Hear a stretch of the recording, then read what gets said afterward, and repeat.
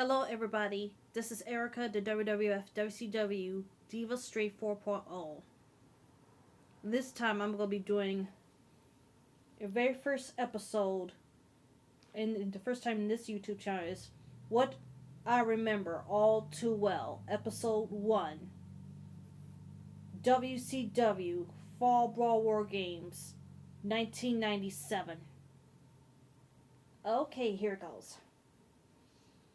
I remember watching WCW Fall Brawl War Games 1997. And I also have the theme to the pay-per-view event as well. The 1997 WCW Fall Brawl War Games is the most barbaric and intense show in wrestling history. In the beginning of the match, they start with late Chris Benoit versus Buff Bagwell. They fight against teams. Chris Benoit represents Team WCW. Buff Bagwell represents Team NWO. And then the third man entered to this barbaric match is Cohen, as he represents the NWO. And the NWO has the advantage against WCW momentarily. And then the fourth dude have entered into the War Games battle is the legendary Steve Mongo McMichael. Team WCW even the odds momentarily. And then the fifth man entered to the brawl is Six Pac, aka Sean Waltman. And Team NWO is an advantage to WCW's 2. In this barbaric match, despite all the pain, Mongo McMichael and Chris Benoit gave it a all in this match. And then the sixth man entered the steel cage is Ric Flair, the legendary Ric Flair. And WCW even the odds again for the moment. And the NWO and the 7-man entered the brawl is Kevin Nash.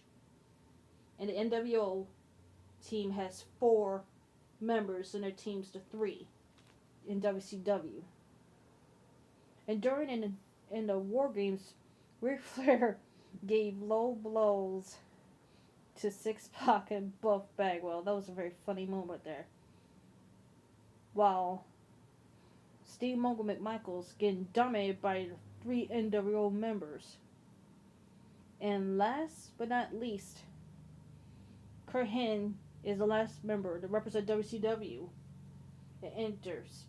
And then the legendary announcer, Michael Buffer, says, "Let the games begin."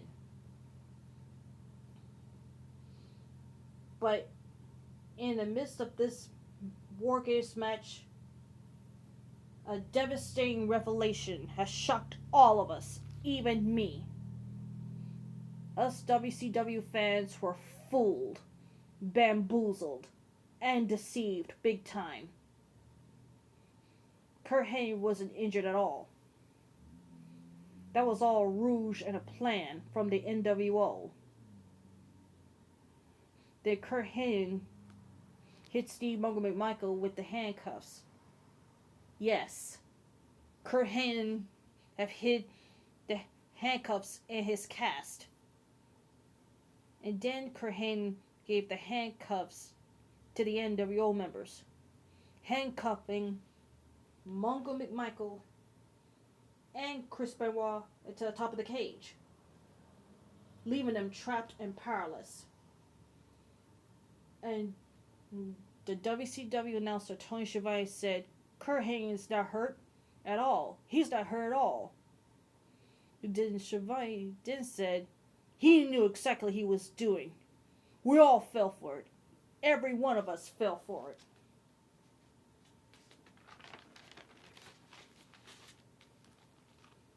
And then Schiavone said, in the midst of this biggest terrain, the biggest game of them all.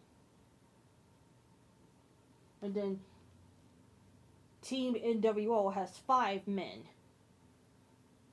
And to WCW's 3.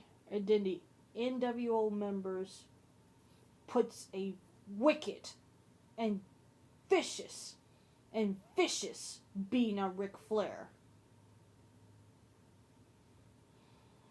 He instead chose against all 5 members of the NWO members.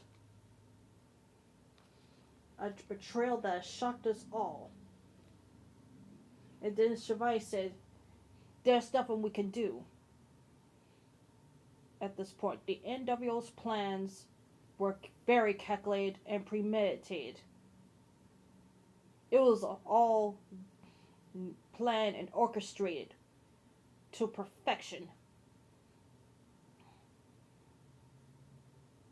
And then he witnessed a painful scenario. Tony Schiavone said, it's my job to tell and bring you all what's happening. And it's making me sick to my stomach, says Tony Schiavone. And then Schiavone said, Curt Hennig shook the hands of the 4 horsemen.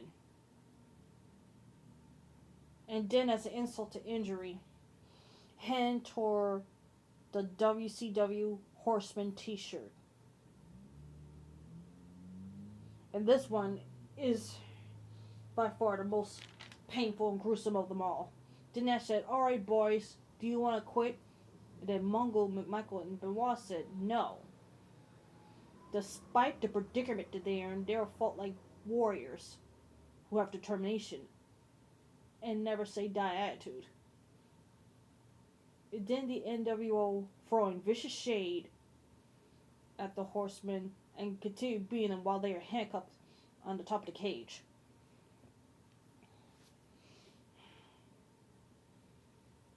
And the NWO members still viciously continue beating the crap out of Ric Flair, and then Big Sexy power bombs Flair with authority. While the NWO members were taunting the handcuffed Mongo, McMichael, and Benoit, Nash said, one chance. Then Benoit said, bite me. Then Schiavone said, this is a terrible scene. And as for me, as an old school wrestling fan, the most gruesome and barbaric of them all. Then Nash said, alright boys, whether you surrender or the Nature Boy here gets the guillotine. Mongo McMichael said, stop it. Stop the match. But then Curt Hennig did a despicable thing by slam the cage door to Ric Flair's face. Flair's face was in a bloody crimson mess. That's the part that WWE had removed. Curt Hennig slammed Ric Flair's face in that cage door. I could hear Ric Flair was screaming in pain. He was bleeding profusely. It was devastating. The NWO has surpassed WCW again in the War Games. Next day on the aftermath from the Fall War Games was Monday Nitro. The first thing they showed was the update of Ric Flair's condition. It was devastating. It was horrible. And it scared me. And it still scares me to this day. He had a lot of stitches in his face. After Hennig just slammed a cage door in Ric Flair's face, it was brutal and vicious beyond belief. And the WCW announcers were very devastating after seeing the update. And it even scared me. And poor Tony Schiavone. He was very devastated and hurt. he had an emotional speech. He said he been friends with the Nature Boy since the JCP and the NWA back in the good old days. He's a dear friend, but after seeing that, Schiavone was distraught, and he said he can't do the show. I'm sorry. And then he walks out of Nitro with devastating pain. It hurts him. And then Larry Sabisco says this statement: People are in a pool of primeval slime, and I couldn't believe it after what Kurt Hennig did was an abomination. And I agree with Larry Sabisco 100% on this one. It was a abomination and a pool of primeval slime. And then the WCW Monday Night Show replayed the scene where Hennig slammed the cage door on Ric Flair's face. Then Sabisco said, "This is an abomination."